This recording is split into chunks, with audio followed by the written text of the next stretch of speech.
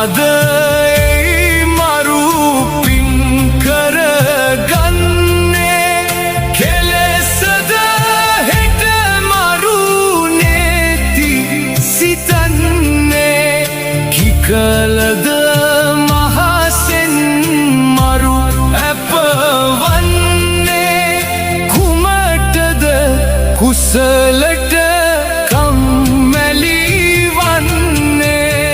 කලකිනි බුදු කෙනෙකුන් උපදින්නේ පුන්සඳ මෙන් කඳු මුදුනේ දිස්වෙන රන්වන් සිවුරක් පොරවා රැස් දෙන තුන් ලොවටම මෙත් කරුණාවස්සන